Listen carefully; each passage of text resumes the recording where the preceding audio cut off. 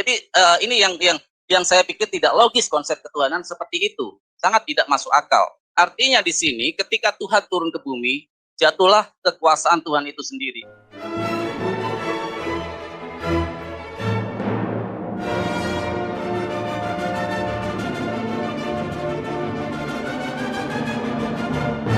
Sahabat Siloam TV, senang sekali bisa bertemu kembali dengan saya Pendeta Aldo Wolman di channel Siloam TV. Dan hari ini kita akan melihat atau menyaksikan video antara Farhan dan sang debaters. Dan saya akan menyampaikan analisa saya tentang perdebatan antara Farhan dan Rudy Yohanes atau sang debaters ini, di mana mereka mau membicarakan tentang ketuhanan yang berdasarkan logika Islam atau Muslim dan berdasarkan logika Kristen. Bagaimana videonya? Sebelum kita menyaksikan, saya mengajak Bapak Ibu, Saudara sekalian sahabat Siloam TV untuk dapat mendukung pelayanan media ini dengan cara mensubscribe, like, share, dan nyalakan lonceng notifikasinya. Dan jangan lupa menyertakan komen di kolom komentarnya, karena perkembangan dan kemajuan channel ini sangat membutuhkan bantuan Bapak Ibu Saudara-saudari sekalian, sahabat Siloam TV semua. Dan atas apa yang sudah dilakukan, saya berdoa biarlah kiranya Tuhan membalas berlipat kali ganda. Dan saya mengucapkan terima kasih. Dan yang belum, saya mengajak ayo kita semua untuk sama-sama terlibat di dalam pelayanan media ini. Kita akan menyaksikan video pertama dari Farhan. Ini dia videonya. Tapi kita kali ini adalah melepas doktrin. Artinya kita di sini tidak menggunakan ayat-ayat suci untuk menerangkan sebuah ekstensi Tuhan tersebut. Ekstensi Tuhan bisa dilogikakan. Walaupun tidak semua bisa dilogikakan, tapi tentu ada tahapan-tahapan logika kita bermain. Karena apa? Beragama tanpa logika itu adalah seperti orang buta. Tapi logika tanpa agama seperti kuda liar, artinya tidak kontrol. Nah, di sini kita akan memahami sejauh mana logika dari pihak Kristen dan logika dari pihak Islam untuk menjabarkan eksistensi itu. Saya sebagai pihak Islam akan menjabarkan eksistensi Tuhan ini dari kapasitas saya. Sahabat Siloam TV, kita sudah menyaksikan video dari Farhan, dan dia mengatakan bahwa topik kali ini membicarakan tentang Tuhan, tetapi dengan cara melepas doktrin, dengan tidak menggunakan ayat-ayat suci, atau tidak menggunakan ayat-ayat dari Alkitab dan dari Al-Quran untuk menerangkan tentang keberadaan Tuhan. Nah, kita akan melihat apakah mampu Farhan melakukan ini atau tidak. Karena kalau kita melihat dalam hal ini, maka Tuhan itu seperti apa yang akan digambarkan oleh Farhan dengan apa yang dia sampaikan. Mari kita saksikan video kedua ini. Sekarang saya kasih pemahaman Islam. Tuhan. Tuhan itu adalah Esa, Tuhan itu adalah tunggal. Tuhan tidak beranak dan tidak diperanakan. Tuhan maha segalanya. Kemuliaan Tuhan yang turun ke bumi. Sahabat Siloam TV, kita sudah menyaksikan video kedua dari Farhan. Dan sebelum saya menanggapi video yang kedua ini, kita akan melihat bagaimana tanggapan dari sang debaters Rudy Yohanes atas pernyataan Farhan ini. Mari kita saksikan bersama videonya. Dia mau bicara Tuhan tanpa melihat kitab suci. Yang saya herankan, dia mengutip ayat kitab suci. Ya kan? Bagaimana Tuhan tidak diperanakkan dan tidak beranak katanya. Itu kan ada di kitab suci. Dan Tuhan tidak bisa dibaca kalau tidak merujuk kepada kitab suci. Tidak mungkin kita berbicara Tuhan merujuk kepada buku togel, erek-erek. Ada juga kitab erek-erek kan? Tidak mungkin. Apalagi kita sampai merujuk kepada kitab sains. Juga tak mungkin. Maka dari itu, logika yang ditanamkan harus berhubungan erat dengan kitab suci. Karena Tuhan itu bisa kita kenal itu dari kitab suci. Kalau kitab suci tidak ada, kita tak kenal Tuhan. Logikanya. Kalau kita hanya melihat dari buku fisika, kita tidak mengenal Tuhan. Sahabat Siloam TV, kita sudah melihat atau menyaksikan video tanggapan dari Rudy Yohanes. Rudy Yohanes mengatakan bahwa tidak mungkin kita membicarakan Tuhan tanpa menggunakan kitab suci. Karena pada buktinya Farhan menggunakan ayat kitab suci. Dan sampai dia mengatakan tidak mungkin kita berbicara tentang Tuhan menggunakan buku togel atau buku erek-erek, ya, atau buku fisika atau buku sains. Tidak mungkin. Karena Tuhan itu hanya terdapat di dalam kitab suci. Jadi kitab suci itulah yang menerangkan tentang keberadaan Tuhan yang disampaikan oleh Farhan tadi. Karena di dalam kitab-kitab lain atau buku-buku lain itu tidak terdapat tentang Tuhan di sana. Karena berbicara tentang bagaimana keberadaan Tuhan, apa yang Dia lakukan terhadap bumi ini, terhadap manusia, itu hanya terdapat di dalam kitab suci. Artinya ketika Farhan mengatakan membicarakan Tuhan dengan melepas doktrin dan tidak menggunakan ayat kitab suci, maka di sini terlihat bahwa dia tidak mampu membuktikan akan perkataannya. Dia sendiri yang melanggar apa yang sudah ditetapkannya. Karena ternyata dia mengutip ayat dari kitab suci. Tuhan tidak beranak dan tidak diperanakan, itu ada di dalam kitab suci. Dan itu adalah pemahaman Islam yang diambil dari kitab suci. Kemudian Tuhan itu esa, itu juga terdapat di dalam kitab suci. Dan dia adalah tunggal, itu juga terdapat di dalam kitab suci. Tuhan itu maha segalanya. Dan kemudian dia mengatakan bahwa kemuliaan Tuhan yang turun ke bumi ini, itu semua terdapat di dalam kitab suci. Jadi dalam hal ini, Farhan menggugurkan sendiri apa yang menjadi ide dari pemikirannya membicarakan Tuhan tanpa menggunakan kitab suci.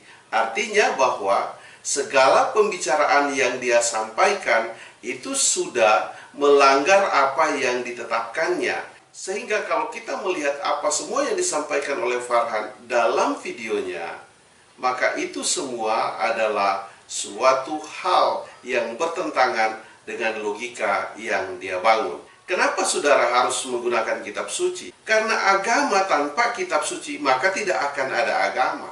Sehingga kalau membicarakan agama, maka itu tidak akan terpisahkan dari kitab suci. Kalau kita melepaskan kitab suci, maka itu sama dengan kita tidak sedang membicarakan segala sesuatu tentang Tuhan. Bayangkan kita membicarakan sebuah kamera, tetapi kamera itu kita tidak gunakan dalam pembicaraan. Maka semua yang kita bicarakan itu adalah suatu kesia-siaan. Bagaimana kita membicarakan kamera, logika yang kita gunakan, kita meninggalkan kamera yang sedang kita bicarakan. Kita tidak menggunakan kamera itu tentang apa-apa yang terdapat di dalam kamera tersebut. Maka bagaimana kita mengetahui? Maka itulah sebabnya apa yang disampaikan oleh Farhan itu adalah suatu hal omong kosong, dan di dalam pembicaraan itu hanya membicarakan sesuatu yang kosong pada akhirnya. Mari kita melihat video yang ketiga dari Farhan. Bagaimana dia membuktikan akan keberadaan Tuhan. Mampukah dia membuktikan keberadaan Tuhan? Mari kita saksikan bersama-sama. Saya kasih analogi lagi, seorang presiden. Eksistensi presiden tidak perlu dia harus turun ke sebuah tanah becek. Tidak. Tapi dia akan memberi sebuah SK atau sebuah mandataris kepada menterinya untuk turun. Gubernur akan turun ke bupati akan turun ke camat, dan itulah itu manusia loh. Masa manusia lebih sempurna menciptakan sebuah sistem daripada Tuhanan itu sendiri. Jadi ini yang saya pikir tidak logis konsep ketuhanan seperti itu. Sangat tidak masuk akal. Artinya di sini ketika Tuhan turun ke bumi, jatuhlah kekuasaan Tuhan itu sendiri. Sahabat Siloam TV, kita sudah menyaksikan bagaimana Farhan membuktikan Tuhan tanpa menggunakan agama. Contoh yang dia ambil adalah seorang presiden. Dia menunjukkan atau dia menganalogi lewat pendekatan negara tentunya, di mana seorang presiden itu tidak perlu turun ke tanah becek. Artinya bahwa presiden tidak perlu turun ke bawah. Itu kalau saya mau analisa dalam hal ini.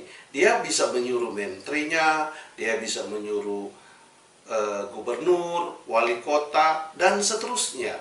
untuk melakukan apa yang dia sampaikan. Jadi kalau kita mengambil konsep kenegaraan untuk kita membuktikan keberadaan Tuhan, maka apa yang diambil oleh Farhan ini itu adalah sangat cacat. Kenapa? Karena dia tidak tahu bahwa Jokowi itu tidak hanya di pusat. Dia tidak hanya duduk di mejanya saja, tetapi dia turun sampai ke desa-desa. Bahkan dia pergi sampai ke Irian sana. Dan berkali-kali dia bolak-balik ke Irian. Artinya, Jokowi perlu turun untuk melihat hal apa yang terjadi. Maka kalau kita berbicara tentang konsep ketuhanan, keberadaan Tuhan di dalam kekristenan, maka kita sedang berbicara tentang konsep kerajaan. Sehingga Tuhan itu kita sebut sebagai raja. Maka kalau dia sebagai raja, maka sangat pantas kalau dia turun ke bumi ini dari singgasana yang di surga. Karena kenapa? Tadi lagi saya melihat dalam hal ini, saya menggunakan contoh yang digunakan oleh Farhan, seorang presiden. Yesus itu, Tuhan itu kepada kami, dia adalah raja. Maka raja itu harus turun ke bumi. Kenapa? Karena dia yang menciptakan bumi ini. Maka kalau dia turun ke bumi ini, melihat segala sesuatu yang ada di bumi ini, itu adalah bentuk dari pertanggungjawaban karena dia sebagai seorang raja. Kalau Jokowi itu diutus ke Amerika, tentunya dia tidak akan membawa namanya pribadi, tapi dia membawa nama Indonesia. Dan Indonesia inilah yang akan dibicarakan, atau Indonesia inilah yang mengutus dia. Sama di dalam kitab Injil mengatakan, bertobatlah kamu karena kerajaan surga sudah dekat. Artinya bahwa dia itu utusan sorga. Dia itu adalah raja dari sorga yang datang ke bumi ini. Dan dia tidak mengaku-ngaku bahwa dia adalah Tuhan. Dia juga tidak memaksa orang untuk memanggil dia Tuhan. Karena konsep ketuhanan yang ada di dalam Alkitab, di dalam kekristenan ini adalah di mana kita mengenal Tuhan atas bukti yang dia lakukan, bukan dari pengakuannya. Maka Tuhan datang untuk membuktikan keberadaan Tuhan di dalam dunia ini. Kalau kita melihat Tuhan tidak tampak secara fisik dalam membuktikan keberadaannya, dalam membuktikan kekuasaannya, dalam membuktikan bahwa dia ada. Maka hal itu dipenuhi di dalam perjanjian baru. Dia datang secara fisik, menyatakan keberadaannya, sehingga kita mempercayai bahwa apa yang disampaikan di dalam perjanjian lama, dari Kejadian sampai Maleakhi, itu adalah suatu kebenaran karena yang berfirman itu datang secara langsung menampakkan fisiknya. Keberadaan Tuhan itu kita tidak hanya membicarakan sebuah hayalan yang tanpa kita bisa buktikan. Tuhan datang ke dunia ini membuktikan keberadaannya. Jadi kalau mengatakan bahwa Tuhan datang ke bumi ini menyatakan keberadaannya dan itu tidak masuk logika, maka yang tidak lebih logika lagi adalah kita tidak pernah membuktikan Tuhan kita. Kita tidak pernah melihat dia secara fisik, tetapi kita melihat Tuhan itu secara fisik, secara kepribadiannya. Karena dia sebagai manusia, maka dia berbicara dari aspek kemanusiaannya agar supaya dia dapat membuktikan ketuhanannya. Keberadaan Tuhan, dia membuktikan keberadaannya di bumi ini, kekuasaannya di bumi ini, dan kita dapat melihat dia secara mata. Dan juga pada waktu itu orang-orang dapat berbicara dengan dia, murid-muridnya, orang-orang dapat meminta pertolongan kepadanya atas keberadaannya. Dan berikut lagi, dia membuktikan ketuhanannya di mana dia bangkit dari kematian, naik ke surga. Oleh sebab itu, saudara-saudaraku, sahabat Siloam TV semua, mari kita melihat ketuhanan Tuhan itu. Kenapa dia datang ke dunia ini? Justru untuk membuktikan keberadaannya. Jadi kita tidak sedang membicarakan Tuhan yang tidak kelihatan, tetapi kita membicarakan Tuhan yang kelihatan. Dari aspek logika, dari aspek sains, dari aspek ilmiah, itu adalah sah. Jadi yang lebih tidak masuk akal lagi, kalau kita membicarakan tentang keberadaan Tuhan, fokus, kita bicara soal keberadaan Tuhan. Kalau Tuhan itu tidak kelihatan, bagaimana kita tahu keberadaannya? Tetapi ketika kita bicarakan Tuhan yang kelihatan, yang nampak secara fisik, karena dia itu ada bentuk, ada wujud fisiknya di dalam kekristenan memahami Tuhan. Sehingga karena ada wujud fisiknya, maka fisik itu harus kelihatan. Berbeda dengan angin, tidak ada wujud fisiknya. Berbeda dengan gas, tidak ada wujud fisiknya. Tetapi Tuhan sedang kita bicarakan adalah Tuhan yang memiliki fisik. Itu yang terdapat di dalam Alkitab. Mungkin ada agama lain membicarakan Tuhan bukan sebagai keberadaan fisik, yaitu Tuhannya. Tetapi Tuhan kami dari akal logika kami adalah ketika Tuhan itu berbicara tentang keberadaan fisiknya di dalam Kejadian pasal 1 ayatnya yang ke-26 dan 27, dia membuktikan keberadaan fisiknya bahwa segambar dan serupa dengan Adam, itulah keberadaannya yang datang ke dalam dunia ini. Artinya antara gambar dan rupa itu memang benar, tidak ada perbedaan. Dan hal itu masuk sekali dalam logika. Jadi ketika kita berbicara tentang logika, maka logika agama yang main di situ, maka itu adalah membuktikan keseluruhan apa yang ada di dalam Alkitab, dan itu diwujudkan secara ilmiah, dan itu memang benar terjadi. Kenapa? Itu berlaku. Dan hal itu berlaku kepada semua manusia di dalam dunia ini. Bayangkan kalau kita membicarakan tentang Aldo yang pernah ada di dalam dunia ini, katakan saya, tetapi saya tidak kelihatan. Jadi dalam hal ini Tuhan menunjukkan fisiknya untuk membuktikan keberadaannya. Video saya cukupkan sampai di sini. Sampai kita ketemu pada video yang berikut. Tuhan memberkatimu. Saya bawa dalam nama Yesus. Haleluya. Amin.